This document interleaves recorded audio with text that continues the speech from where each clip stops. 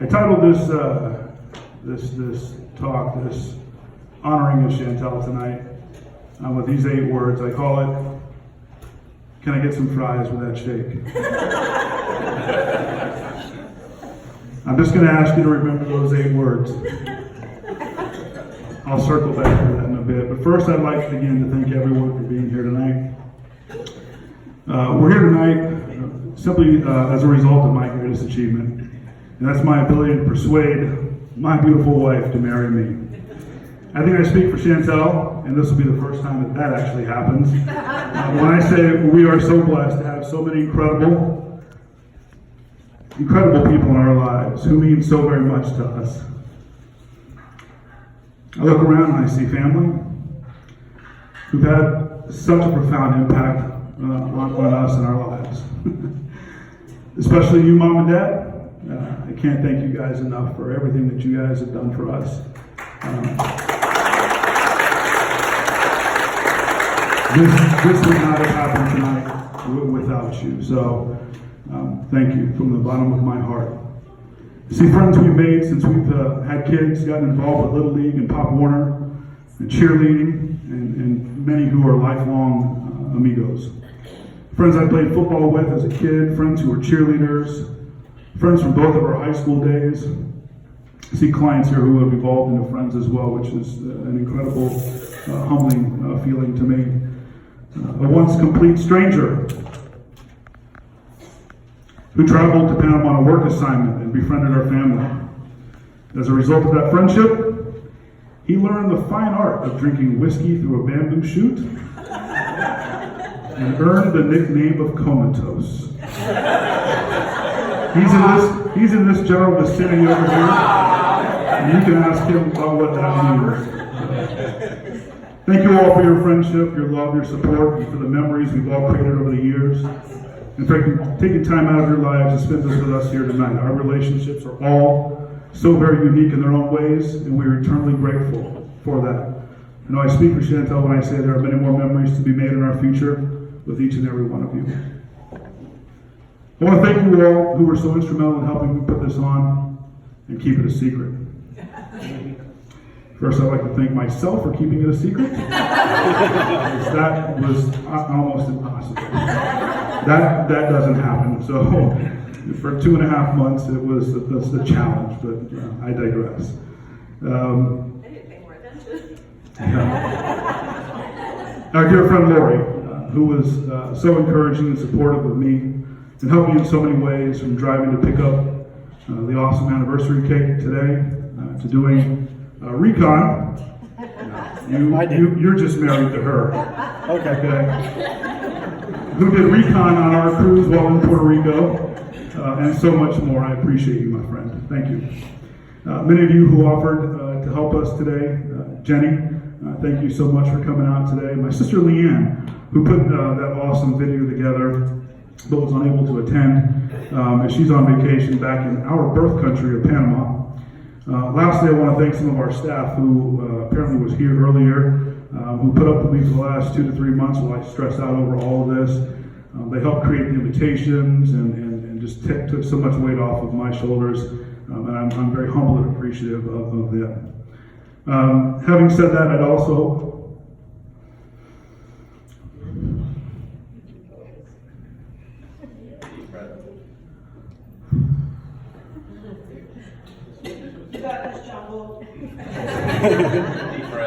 I'd like to remember several people who are here tonight in spirit only. My wonderful mother-in-law, Lil, our beloved Uncle Papa Mike, my cousin Stephen, Semper Fi Marine, all of whom were at our wedding. Who have since been called home to be with our Lord. I know they're watching over us tonight, having a party of their own. Cheers to them. So I'd like to share with you all how it all began. How did we get here? I'd like to tell a little story. 30 years ago this month, I moved to the United States of America. If you all remember the great flood of the summer of '89, some of you may remember that, History will show that it was due to my mother's tears. Mom, you made it, but I now understand. 29 years ago, while attending Daytona Beach Community College, I came to notice the stunningly tanned and beautiful Bombshell. I noticed she'd begun to stalk me around campus. Yes, you heard that correctly. She stalked me. She's fond of saying, I simply put myself where you were. Little did I know that hitting on her with the greatest pickup line ever, asking her to lunch that day and ultimately going to dinner on March the 16th, 1990, would become the singular greatest decision of my life that almost didn't happen. More on that later. You see, things with Chantel started out rather inauspiciously for me. There was our first real date. I asked her to drive to my house, which made great sense at the time. So let me set the stage here for you. You see, she lived in the north part of town. I lived in the central part of town, and we were going to dinner in the south part of town. I asked her to meet me where I was living at the time. I was just trying to be logical, right? Right? I mean, it makes sense. As the father of a daughter, in hindsight, not one of my finer moments. This was actually what I call strike two in our relationship. As the father of a daughter, I can assure you that date would have never happened had it been that young lady right there. To make matters worse, that night she had an inevitable task of meeting none other than my mom. Trust me, that's tough. It's become a running joke in our family because my mom's first impression of Chantel, when asked by our beloved Papa Mike, what do you think? And my mom's reply was, so. Nobody was ever good enough for her son. Trust me when I tell you the roles have now been reversed. They would keep her and kick me out in a heartbeat.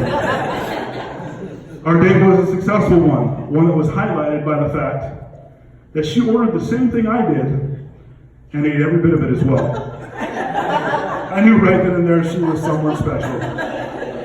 Then there was our second date that involved eating chicken wings and the copious amount of chicken wing sauce that ran down my arm. Or as Chantel calls it, the night I learned Rob ate wings like Fred Flintstone ate brontosaurus ribs. I ate like a caveman, and this was strike three. Many years later, she admitted to me it was at this point she knew I needed her help, and she was going to stick it out with me. Our relationship moved to a new level in 1990 when I moved into my own apartment. And no, not for that reason, clear your minds, but for far more humorous reasons. You see, every day after class, we'd come back to my apartment for a delicious lunch of ramen noodles before going to work. One fine spring day, we both had biological emergencies. I lived in an apartment with one toilet. We both had to cut things short. Heck, up to that point, I wasn't even sure she went to the bathroom. Sometimes nature calls. It was at that point we both knew nothing would ever embarrass us again. I promised her I won't talk about the time she left the giblets in the carcass when she tried cooking me a delicious chicken dinner, and I'm sure she would agree not to bring up the time I filled the dishwasher with dish soap and created bubbles galore. We grew up quite a bit that year. In 1991, we were graduating from community college and trying to figure out our next move. I assumed I was headed to Gainesville. After all, that's where several of my friends from high school were going to school. I mean, that's how you make decisions when you're 19 and 20 years old. My friends are there, that's where I'm going. Little did I know, Chantel said she was headed to UCF, and well, as all of you now know, we are both diehard Knights fans. Go Knights, charge on. I gotta throw an FSU in there too, because that's where my money went. And some of my favorite people went to school there too, so, I have to recognize that. We moved to Orlando and moved in with roommates that lasted a grand total of about 2 months before they moved out and left just Chantel and I living together. And Father Trot, I promise you that was not intentional. Certainly not what we intended to do. It was at this point I began to seriously think she could be my wife someday. So on Christmas Eve of 1992, before going to midnight mass, the picture that you saw a little while ago with that wonderful hairdo and those incredible glasses that I was wearing, I also romantically asked her to sit down and take off her rings. She had no idea what was about to happen, and neither did I. Shortly thereafter, she let me know that we wouldn't be getting married unless I had a job. At 21 years of age, I thought, is this what it's going to be like? Yeah, pretty much. So after much planning, a lot of, yes, those are perfect. I love them. Go with it. Whatever makes you happy makes me happy. A year and a half later, on June 25th, we became...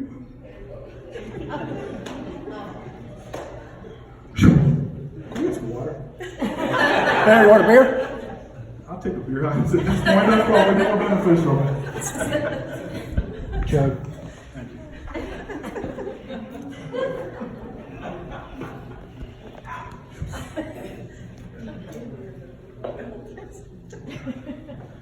The day was highlighted by many memorable moments for me. The most memorable being the moment I saw you walking down the aisle. So many things ran through my mind as you walked towards me, but what I remember most was how absolutely breathtaking you were. And I remember thinking, how the hell did I get to be the luckiest man on earth that I get to marry her? I was overwhelmed with emotion, kind of like I am right now. I remember my best man, my cousin Bill, who's here tonight, standing in front of me as the maid of honors walked down the aisle, reaching back to hold my hand in a show of support and reassurance. Then as we began to recite our vows, it was one of the few times in my life that I was truly speechless. Father Trout may remember this, as he had to ask me 3 times to repeat after him. Rob, repeat after me. Rob, repeat after me. Rob, repeat after me. I got it 3rd time's a charm. The reception afterwards was a celebration to remember and highlighted by the toast given by my cousin Bill, when he referred to Chantel as a diamond in the rough. Boy, oh boy. Let me tell you, it's a sore subject. We still laugh about it today. We spent the next 2 years getting to know one another. And then came the kids. Boy, oh boy. But this first part was hard. I just hope I can get through this. Being a good mother means working on yourself. Being a good mother means being more than just a good person. It means having a good heart. It means putting your children before yourself, because you love them more than you have ever loved yourself. If ever there was someone who was born to be a mom, it is you. Watching you as you grew 2 other human beings inside of you, and going to all of your doctor's appointments with you was so surreal for me. It served to reinforce I had made the greatest decision to marry the most ideal life partner. One who would not just give birth to our children, but who would be the most devoted, loving, and understanding mother our children could ever ask for. On April 18th, 1996, you gave birth to one of the 2 greatest blessings I've ever gotten, our wonderful son, and my twin, Tyler. In case you all haven't figured out who that is tonight. 27 months later, our Haley Lauren, but my sweetie Petey, joined the crew. Our lives have never been the same since, and for that, I'm eternally grateful. To our children, you have been a source of inspiration. By the grace of God, they have inherited many of your qualities: hard work, patience, humility, kindness, simplicity, perseverance, tolerance, except with me, forgiveness, loyalty, understanding, believing in the good of others, and giving of yourself to others. These values are a strong foundation of my life. The way a mother loves her children can't be put into words. It is demonstrated through your actions. Our children are a living example of all that is good about you. You've exemplified and have lived the things that were important to me. You might not have always wanted to volunteer or go to a baseball game or football game work the concession stand, or be the treasurer of Pop Warner, or serve on the Athletic Booster Club board, but you did it because you knew it was important to me, and you knew it was important to our children to set a great example and to be present in their lives. So much of raising our kids revolved around sports. Even though growing up you didn't so much as touch a football or baseball or heck, even watch a game. She now knows when to call for a fastball low and away, a curveball in the dirt, and argue pass interference calls with the best of them. You've never missed one of our kids' games or cheer competitions when it seemed like you had to be in two places at once. There were many long nights at Little League, early mornings, and long hot days at Pop Warner. Countless times we opened up our home.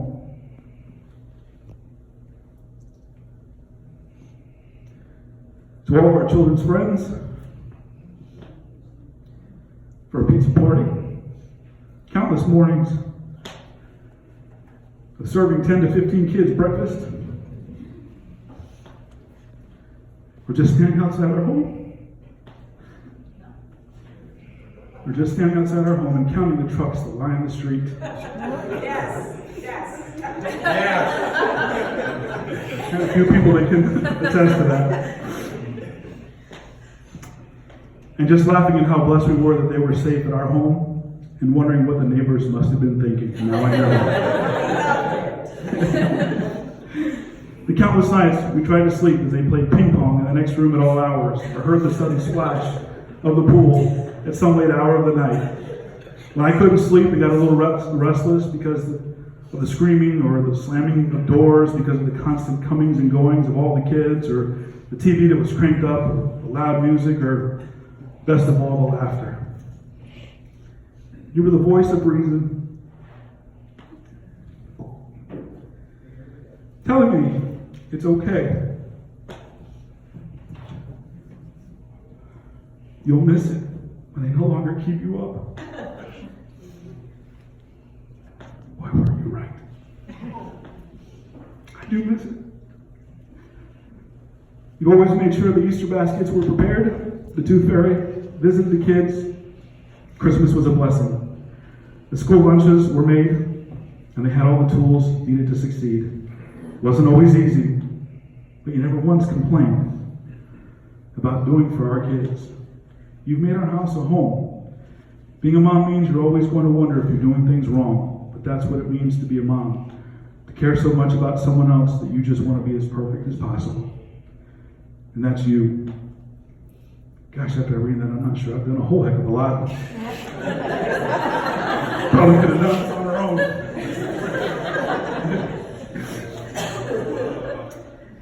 So our next 25 years and beyond. Socrates is credited with the following. By all means, marry. If you marry good, you'll become happy. If you marry a good wife, you'll become happy. If you marry a bad one, you'll become a philosopher. I'm certainly no philosopher. What I am is a man who is blessed beyond words. I don't know where these next 25 years will take us. I can only hope that they are as exciting, fun, adventurous, happy, never boring, and filled with wanderlust and, of course, gluten-free. There are 7 billion people on this earth, and the good Lord guided you to me. These first 25 have seen so many ups, so many rewarding moments, so many moments of growth. And you stood by me as I pursued my goals and aspirations, and not once did you ever doubt me, even when you knew it probably wasn't the best decision. You let me be me. You've been my confidant, my voice of reason. And when I stood on this very stage, right here, 9 years ago for a political debate, you sat right there, providing a comforting smile and a show of support, even though you enjoy politics about as much as one enjoys a root canal. It's true. It's true. Having said all of that, these last 25 years, we've grown together and benefited from each other in ways that maybe some of you all can relate to. I put on a few more pounds. You've grown incrementally more beautiful. You've become quite the cook. I put on a few more pounds. True story. Your right, honey, has become part of my lexicon. You developed an ability to agree. You can look at something mechanical, technical, or that has many parts to assemble and tell me how to put it together. When we met, you were so understanding and accepting and so sweet and so amiable. As a result, I have grown more tolerant and patient because of you. You have grown to be much more forthcoming. You insert the adjective there. I lose my mind when UCF football gives up a touchdown, and they give up a lot of them. You're just happy to be in the stadium. You've had to become gluten-free. Now my first words at every restaurant is, "Do you have a gluten-free menu?" As if I'm the one with the allergy or something. When I got frustrated with our kids for not doing their homework or chores, you got frustrated at me for getting frustrated. Seems reasonable. You have an uncanny ability to see through life's challenges and people's motives from a different perspective. I too have learned to see those things from your perspective as well. You've become a wonderful source of entertainment for us while cooking, uttering with regularity words like, "Ouch," "Man, that hurt," "I think I just cut off one of my nails," the all too familiar, "uh-oh," and the obligatory, "Rob, can you give me a Band-Aid?" I have learned to simply ask, "Are you okay?" But most importantly, we are each other's yin and yang. So I go back to the beginning. As we gather here,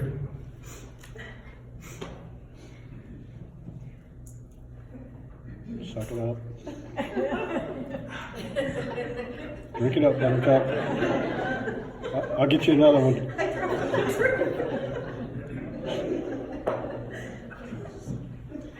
as we gather here across the street from a part of town we dedicated so much of our lives and our children's lives, Little League and Oviedo High School, which is why I chose this venue. I thank you for not sending me to the bench after 3 quick strikes early on in our dating life. I thank you for being an understanding soul and the foundation upon which we stand together. I began today by asking all of you to remember 8 words. As I said earlier, all this actually began 29 years ago this past March. As I said, it almost didn't happen. I shared with you strike 2 and strike 3, but the first strike was the most egregious or embarrassing. You choose the adjective. Thank you for immediately being so understanding as that 19-year-old boy who dug down deep to find the courage to speak to you as you sauntered ahead of me in those blue shorts with those incredibly tan legs and of course that 80s hair as you all saw, said to you, "Excuse me, can I get some fries with that shake?"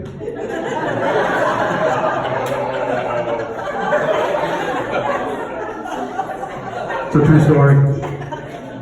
Those were in fact my very first words to her. Ski right one. I wouldn't have been surprised if she punched me out right then and there. If you could see the look she gave me, you know, that look of utter contempt and disgust, that one. That pickup line sounded so good in here, very different coming out here. Again, not one of my finer moments.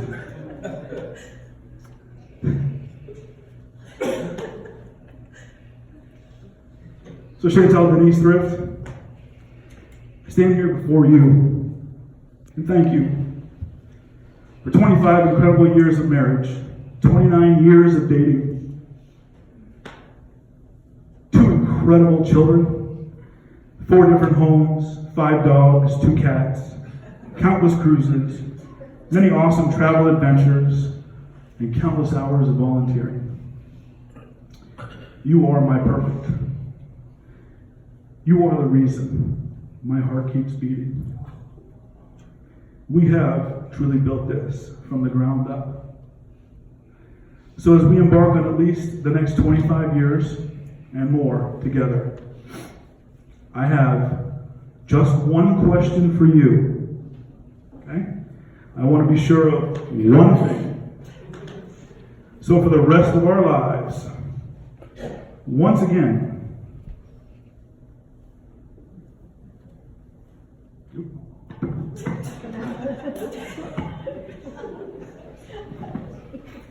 can I get some fries with that shake?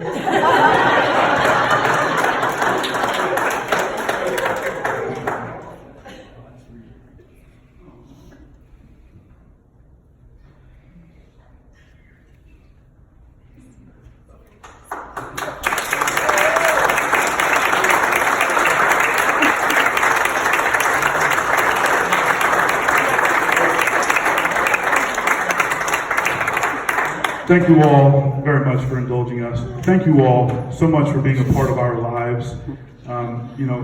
Every one of you has touched our lives in a way that is extremely meaningful. I look around and I see guys like my buddy here in the front row, Steve Hankin, who was my impetus for getting into local politics, and 10, 12 years later, he's still recruiting me to run for political office. It just people that we've met on the football field, on the coaching field, Jeff and Coach Long and their spouses, and our children's friends, and our neighbors, our wonderful neighbors, and friends of ours who are clients who become friends, and just everybody as we look around the room. We are beyond blessed, beyond touched, and humbled that you all are a part of our lives. So thank you all very much for that, and with that I call up Father Trout.